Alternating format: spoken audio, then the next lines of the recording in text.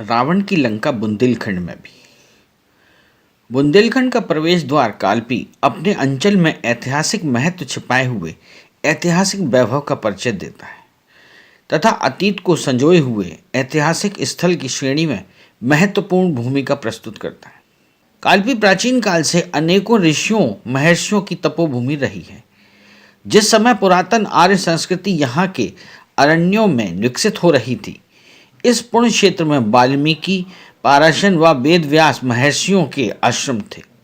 महर्षि वेदव्यास द्वारा लिखा सर्वोत्तम महान ग्रंथ महाभारत मौलिक जीवन का दर्शन कराता है। महाभारत तथा पुराणों में व्यास जी की कथा विस्तार से मिलती है। उनके पिता का नाम पाराशर तथा माता का नाम सत्यवती था। व्यास जी का प्रारंभिक नाम कृष्ण द्वैपायन था। जन्म होने के कुछ दिन बाद वे जंगल चले गए और उन्होंने अपना संपूर्ण जीवन भगवान के भजन, स्मरण एवं साधना में व्यतीत किया। अपनी विमाता के पुत्र भीष्म की तरह वे भी अविवाहित रहे। जब विचित्रवीर का देहांत निसंतानावस्था में ही हो गया, तब माता सत्यवती के आग्रह से व्यास ने वन में आकर नियोग द्वारा विचित्रवीर की पत्नी अंबिका से धृतराष्ट्र और अंबालिका से पांडु को उत्पन्न किया। इस प्रकार शांतनु के वंश को नष्ट होने से बचाया। श्री कृष्ण द्वैपायन में ही कालांतर में व्यास नाम से प्रसिद्ध हुए। व्यास के शाब्दिक अर्थ हैं बांटने वाला, फैलाने वाला, व्यवस्थित करने वाला। कृष्ण द्वैपायन के व्यास ही प्रमुख व्यक्ति माने जाते हैं जिन्होंने वैदिक साहित्य को व्यवस्थित करने का कार्य आरंभ किया। कालपी के उत्तर पश्चिम मदारपुर के पास व्यास क्षेत्र है। यहाँ यमुना में अच्छोर नामक एक नाला मिलता है। इस नाले का पुराना नाम व्यास गंगा है। श्री व्यास मंदिर का शिलान्यास 30 जनवरी 1953 ईस्वी में उत्तर प्रदेश सरकार के महामहिम राज्यपाल श्री कन्हैया लाल माणिक लाल मुंशी ने कालपी पधारकर अपने कर कमलों से किया था। वर्तमान में इसके पास ही काशी मठ संस्थान वाराणसी की ओर से स्वामी सुधीरेंद्र तीर्थ सरस्वती द्वारा विशाल कालपी मठ तथा व्यास मंदिर का भव्य निर्माण करोड़ों रुपए की लागत से कराया। दक्षिणात्य वास्तु शैली के इस मंदिर के गर्भगृह में बाल व्यास की अद्भुत प्रतिमा है, जिसमें बालक व्यास मां सत्यवती की गोद में है तथा पिता पाराशर पीछे खड़े हैं। देश में यह बाल व्यास का एकमात्र अभूतपूर्व मंदिर है। वेदव्यास के क्षेत्र में कालप देव का टीला है। कालप देव की इस टीले पर समाधि है। इन्हीं के नाम पर इस नगर का नाम कालपी पड़ा। इसे काम्पी कल्क भी कहा जाता है। बुंदेली कवि जगनिग ने आला खंड में इसका उल्लेख किया है। कालपी में स्थित भगवान श्री राम के बैरी रावण की लंका मीनार सन 1875 में प्रसिद्ध वकील बाबू मथुरा प्रसाद निगम लंकेश ने बनवाई थी। लंका मीनार की ऊंचाई लगभग 250 फीट है। इसे सीप, कौड़ी, केसर और शंख के चूरे मिश्रित करके बनाया गया है। लंका मीनार एक विशाल परिसर में ऊंचे चबूतरे पर स्थित है। इसके प्रवेश द्वारों पर नाग नागिन फन फैलाए छाया किए हैं। दाईं ओर विशाल नाग है तथा बाईं ओर नागिन की लंबाई लगभग 65 फीट है। प्रवेश द्वार के बाईं ओर श्री चित्रगुप्त जी, श्री शनिदेव एवं भगवान शिव जी का मंदिर बना हुआ है, जो कि दक्षिण भारतीय वास्तुशैली पर आधारित है। मंदिर में 27 नक्षत्र, 12 अवतारों, 4 युगों तथा सभी ग्रहों की संगमरमर की आकर्षक प्रतिमाएं हैं। यह मंदिर देश में अपनी तरह का अनोखा मंदिर है। प्रवेश द्वार के दाईं ओर एक छोर पर लंका मीनार है। लंका मीनार के समीप कुंभकर्ण की लगभग 60 फीट लेटी हुई तथा मेघनाथ की बैठी हुई मुद्रा में विशाल प्रतिमाएं हैं।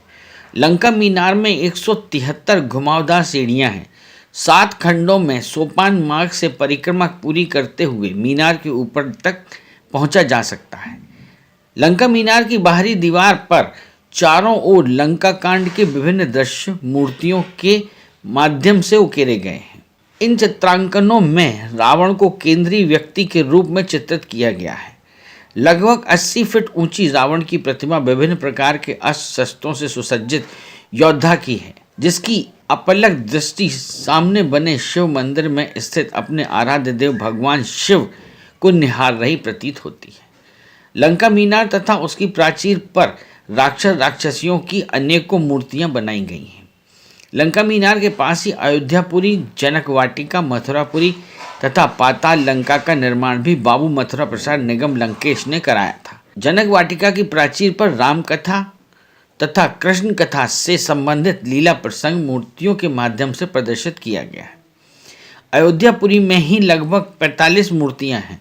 लंका मीनार का निर्माण कार्य कालपी अंचल के प्रमुख वास्तुशिल्पियों को बुलाकर तत्कालीन प्रसिद्ध कारीगर रहीम बख्श को सौंपा गया था, जिसे उन्होंने लगभग 20 वर्ष में कठिन परिश्रम से पूरा किया था। उस दौरान लंका मीनार के निर्माण पर लगभग 2 लाख की लागत राशि आई थी। कालपी का किला घाट यमुना तट पर स्थित चंदेलकालीन दुर्ग की सीढ़ियों के नीचे स्थित है। इस घाट पर स्थित किला घाट मंदिर में कपिलेश्वर शिव जी की लगभग 1000 वर्ष से भी अधिक प्राचीन मूर्ति है। सन 1857 ईस्वी में स्वतंत्रता संग्राम की प्रथम साधिका झांसी की रानी महारानी लक्ष्मीबाई ने इस दुर्ग में निवास किया था। यहाँ पर स्थित ऐतिहासिक मंत्रणा कक्ष में उन्होंने पटना के राजा कुंवर सिंह, बिठूर के नाना साहब तथा तात्या टोपे आदि के साथ मुलाकात की थी और युद्ध की रणनीति तैयार की थी। यह मंत्रणा कक्ष 35 फीट ऊंचा सुंदर आयताकार भवन है, जिसके ऊपर विशाल गुंबद है। इसकी दीवारें 9 फीट मोटी हैं।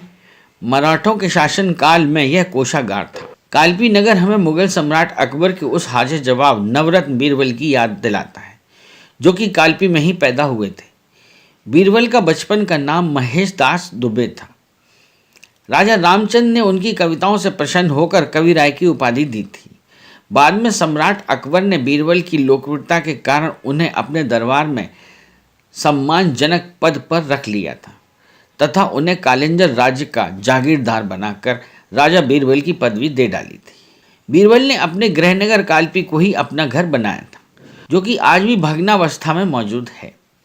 कालपी में एक शानदार मकबरा महमूद लोदी का है, जिसे 84 गुंबद का मकबरा कहते हैं। कालपी में हर्षवर्धन द्वारा बनाया गया श्री लक्ष्मी नारायण मंदिर धार्मिक दृष्टिकोण से महत्वपूर्ण है। ऐतिहासिक नगरी कालपी उत्तर मध्य रेलवे के झांसी कानपुर शाखा में झांसी स्टेशन से लगभग 147 किलोमीटर की दूरी पर है। झांसी से कालपी सड़क मार्गों द्वारा बसों द्वारा सुगमता से जाया जा सकता है। यदि आप अपना टैलेंट बंजारा बीट्स के साथ शेयर करना चाहते हैं तो 1 मिनट का वीडियो हॉरिजॉन्टल में बनाकर इन नंबरों पर भेजें। और हाँ, बंजारा बीट्स चैनल को सब्सक्राइब और लाइक करना न भूलें।